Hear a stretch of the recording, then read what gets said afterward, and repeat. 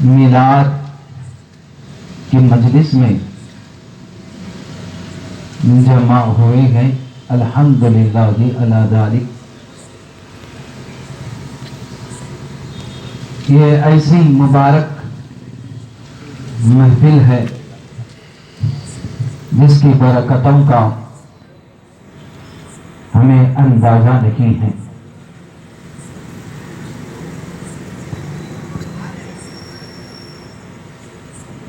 آپ کو ایک واقعہ میلاد کی برکتوں کے متعلق آپ کے سامنے رکھتا ہوں، جس سے آپ کو اندازہ ہوگا کہ کتنی برکتیں ہیں ان مجالس کی، کیا کیا نعمتیں ہم کو مل رہی ہے، اصلاح بھی ہو رہی ہے، عقیدہ بھی مضبوط ہو رہا ہے، حضور کی سیرت بھی معلوم ہو رہی ہے، حضور کا اسوہ حسنہ کیا ہے، حضور کے اخلاق کیا ہے، کیسی کیسی پیاری پیاری باتیں ہم کو سننے کا موقع مل رہا ہے، اور اللہ رب العزت سے مانگے کہ عمل کی بھی توفیق ہم کو دے دے، آمین یا رب۔ تو آئیے حاضرین کرام، جس طرح آج ہم یہ میلاد کی محفل منا رہے ہیں، کچھ زمانہ پہلے کی بات ہے۔ ایک شخص مدینے کا، وہ سال بھر اپنی تنخواہ کے 2 حصے کرتا، آدھی تنخواہ اپنے ضروریات کے لیے، اپنی بیوی بچوں کے لیے خرچ کرتا، اور آدھی تنخواہ جمع کر کے رکھتا، اور جب میلاد کا مہینہ آ جاتا، جب ماہ ربیع الاول آ جاتا، تو وہ اپنے جمع کیے ہوئے پیسوں کو نکالتا اور اپنے گھر کو سجاتا اور میلاد کی مجلس منعقد کرتا تھا۔ لوگ آتے، استفادہ کرتے، حضور کی سیرت، حضور کے فضائل،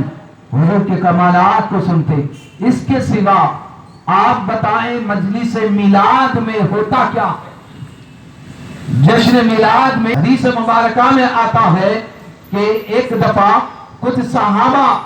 نبیوں کا تذکرہ کرتے ہوئے بیٹھے تھے، آقا علیہ الصلوۃ والسلام نے سنا ان کی گفتگو، اور آئے اور آ کر پوچھتے ہیں کیا چیز ہے جو تم کو یہاں پر بٹھائی ہے؟ تو وہ کہتے ہیں خدا کی قسم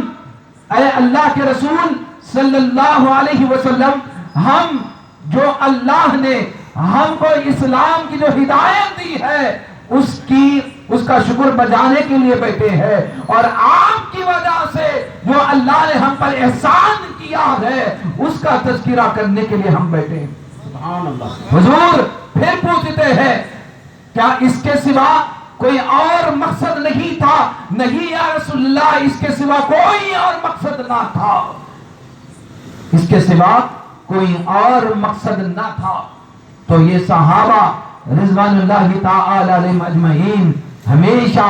نبیوں کا تذکرہ کرتے، حضور کی فضائل کو بیان کرتے، حضور کی خوبیوں کو بیان کرتے، حضور کے کمالات کو بیان کرتے، حضور کا تذکرہ کرتے۔ کیوں کہ جس سے محبت ہوتی ہے وہ ہمیشہ اسی کے گن گاتا رہتا ہے۔ من احب شیئا اکثر ذکرا، حدیث مبارکہ میں آتا ہے اگر ہم کو کسی چیز کی محبت ہو جائے،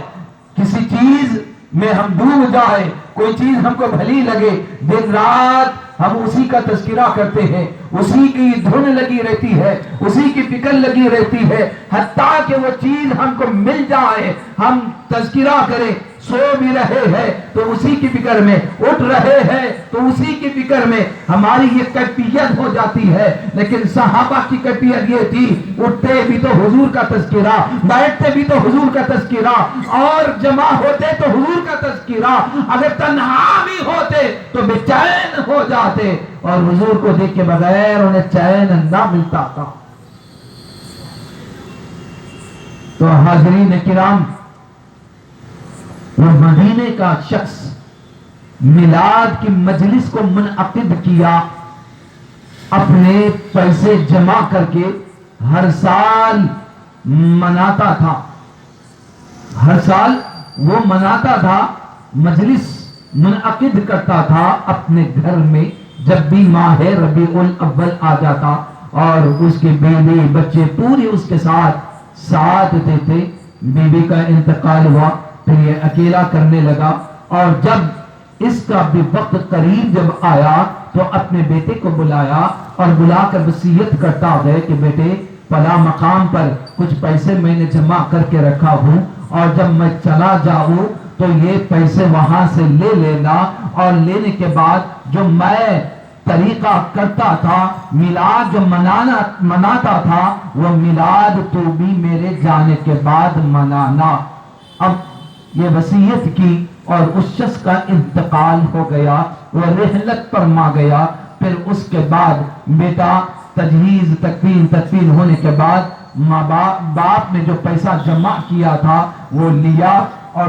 لینے کے بعد اب سوچنے لگا کروں تو کیا کروں، ابھی ماہ ربیع الاول ابھی بہت دور ہے آنے کے لیے، اب کروں تو یہ پیسے کیا کروں، سوچنے لگا۔ علماء کی خدمت میں گیا، علماء نے کہا کہ مسجد میں لگا دے، جب تک مسجد قائم رہے گی، جب تک مسجد قائم رہے گی تو تیرے باپ کو ثواب ملتا رہے گا۔ کسی نے کہا کہ اسلامی فوج پر خرچ کر دے، یہ تیرے کو اسلام کے پھیلانے کا جب ثواب ملے گا۔ کسی نے کہا کنواں کھدوا دے، ہر ایک نے عمل اس کا بتلایا، اس کی فضیلت کو بیان کیا، وہ سب کی سنا، اور پھر اپنے گھر آیا، اور جب لیٹتا ہے تو دیکھتا کیا ہے، ایک خواب دیکھتا ہے کہ قیامت قائم ہو گئی اور لوگ قبریں ان سے اٹھ کر جنت میں جا رہے ہیں۔ یہ شخص بھی جنت میں گیا، پہلی جنت کے طبقے میں گیا تو دیکھتا کیا ہے، ماں باپ موجود نہیں ہے، دوسرے میں گیا ماں باپ نہیں ہے، تیسرے میں گیا ماں باپ نہیں ہے،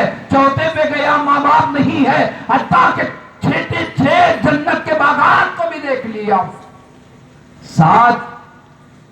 بلکہ 8 جنت کی طبق ہے، وہ سب کو دیکھا، لیکن کہیں بھی ماں باپ دکھائی نہیں دیے۔ 7 کے 7 جنت میں تلاش کیا لیکن ماں باپ نہیں پائے۔ اب آخری حصہ باقی رہ گیا تھا، اس میں جانا چاہتا تھا، فرشتوں نے پکڑ لیا، فرشتوں نے روک لیا، کہا کہ تجھے اس میں جانے کی اجازت نہیں ہے، یہ جنت کا اعلیٰ مقام ہے، اعلیٰ لوگ رہتے ہیں، انبیاء کے رہنے کا مقام ہے، اس کے آگے تو جا نہیں سکتا جب تک خدا کی بارگاہ سے تجھ کو اجازت نہ ملے۔ وہ کہنے لگا کہ میں جا کر واپس آ جاؤں گا، میں ماں باپ کو ڈھونڈ رہا ہوں، ان سے مل کر واپس آ جاؤں گا، اتنی اجازت دے دو۔ فرشتوں نے اجازت دے دی، وہ جنت کے 8ویں مقام پر گیا، دیکھتا کیا ہے، کچھ خواتین بیٹھی ہے، حضرت فاطمہ زہرا رضی اللہ تعالیٰ کے عنہا کے ساتھ، اور اس کی ماں بھی وہاں بیٹھی ہے۔ جو یہ ماں کی نظر پڑی، دیوتے میں آتی ہے اپنے بیٹے کے پاس اور گلے لگاتی ہے، پھر اس کے بعد باپ کو تلاش کرتا ہے تو دیکھا کہ کچھ صحابہ رضوان اللہ تعالی علیہم اجمعین ہے، حضور کے ہمراہ،